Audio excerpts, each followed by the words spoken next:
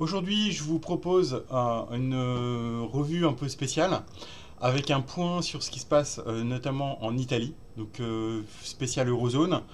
On parlera des CDS en Italie, du marché obligataire italien. On fera un petit point sur la situation technique sur l'euro-dollar après une semaine un petit peu agitée.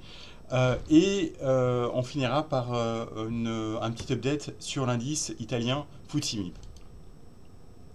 Donc si on commence par un graphique du CDS à 5 ans italien, vous voyez qu'on a eu une semaine clairement clé pour les CDS italiens. Donc une explosion du risque pays en Italie, puisqu'on était proche des plus bas historiques à 100 il y a encore 1 à 2 semaines, et on a un CDS qui a plus que doublé sur un temps très court. Une explosion des préoccupations du risque sur l'Italie. Donc ce qu'on voit d'un point de vue technique, c'est on a même dépassé les sommets de l'année 2017. Donc là, on a d'un point de vue technique clairement changé de tendance. C'est le plus fort stress sur l'Italie depuis l'année 2011. Donc là, clairement, une situation qui est assez préoccupante. Donc même si effectivement on a un pullback qui se met en place à court terme sur l'Italie, on voit que maintenant, pour arriver à annuler cette période de stress, il faudrait retrouver des CDS 5 ans en dessous de 200. Sur les taux à 10 ans italiens, une situation exactement similaire, puisque c'est deux marchés qui sont très corrélés. Franchissement cette semaine d'une grosse résistance, d'une résistance même majeure à 2,40, puisque c'était un niveau de résistance qui était testé depuis fin 2014. Donc là, on voit que d'un point de vue technique, il y a eu également sur le 10 ans italien une rupture de tendance très très forte, très très violente. On est même allé tester en l'espace de quelques jours une résistance de Fibonacci à 3,50, la précédente étant vers 2,60. Donc là, vous le voyez ici. Donc d'un point de vue technique, un changement de tendance très important, une cassure de base de 3 ans. Donc techniquement, c'est pas rien. Ça montre qu'on a vraiment éventuellement un début, l'amorce d'une tendance haussière sur les taux à 10 ans italiens qui pourrait être quelque chose de durable. À court terme, je pense qu'on devrait quand même se stabiliser sous 3,50. 3,50, on a vu quand même des niveaux de panique en début de semaine. Néanmoins, à mon avis, on aura du mal à retourner en dessous de la zone des 2,50, 2,40 qui est maintenant une grosse zone de support. Donc le plus vraisemblable, c'est de mettre en place un range autour à peu près de 3%, mais à horizon quelques semaines, voire quelques mois, voire pendant l'été, je pense qu'on pourra avoir de nouveau un stress sur l'Italie.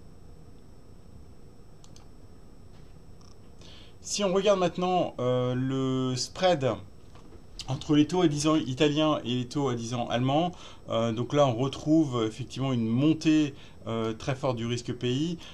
Clairement, les événements de cette semaine en Italie ont été un soutien assez fort pour le Bund, qui a très bien performé, avec des rendements à 10 ans allemands qui sont tombés en dessous d'un gros support à 0,50. Donc là, ce qu'on voit également sur ce spread, c'est qu'on a un changement de tendance qu'on n'avait pas vu depuis l'année 2011.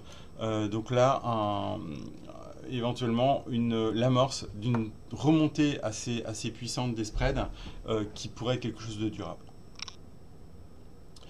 Si on regarde maintenant l'euro-dollar, donc on a toujours une tendance une pression baissière qui est très très forte sur l'euro-dollar.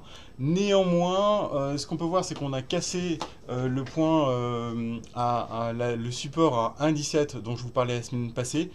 Donc on voit qu'on a une persistance des pressions baissières en début de semaine. On a été quasiment touché le prochain niveau de support de Fibonacci qui était à 1,1448. Retour à peu près sur les points bas du mois de novembre. Et puis depuis quelques jours, on commence à voir un petit rebond technique. Donc notamment hier, un retour sur la zone des 1,17. Donc à surveiller de près, peut-être un début de stabilisation de l'euro-dollar. En tout cas, on voit que l'euro-dollar maintenant presse énormément de risques. Vous voyez ici, les petites flèches indiquent un niveau de survente. Donc ça fait déjà plusieurs semaines qu'on est survendu mais qu'on continue à voir une faiblesse de l'euro-dollar. Donc là, c'est la première fois depuis quelques jours qu'on commence à voir une tentative de stabilisation. Donc à confirmer, mais on sent que bon, il y a un regain d'intérêt un peu pour l'euro-dollar sur des niveaux de 1,15 autour. Donc peut-être éventuellement amorce d'une stabilisation, voire d'un rebond technique. Première résistance, on voit qu'elle est vers 1,17, 1,1750. Dans le meilleur des cas, mais vraiment le meilleur des cas à l'heure actuelle, on pourrait éventuellement avoir un rebond entre 1,19 et 1,20, mais on n'en est pas encore là. Sur dernier graphique que je voulais vous montrer, c'est celui du FTSE MIB. Donc un peu comme sur l'euro-dollar, on est rentré en début de semaine en situation de survente. Donc là, vous le voyez sur les petites flèches bleues. Survente en daily. S'est rapproché lors de la panique de lundi-mardi d'une zone de support en Fibonacci à 20 900. À l'heure actuelle, on commence à voir un petit rebond technique du FTSE MIB. Donc, ce qui paraît assez probable, c'est une tentative de rebond des bourses italiennes ou au moins un potentiel de baisse limité à court terme, 20 900 étant un gros support. Donc ce qui pourrait se mettre en place éventuellement, c'est une phase de rebond. Néanmoins, je pense que ça va être maintenant assez compliqué d'arriver à retourner durablement au-dessus de la moyenne mobile de 100 jours, au moins dans les semaines qui viennent. Donc la zone de résistance se situe maintenant en cas de rebond vers 22 700, 23 000.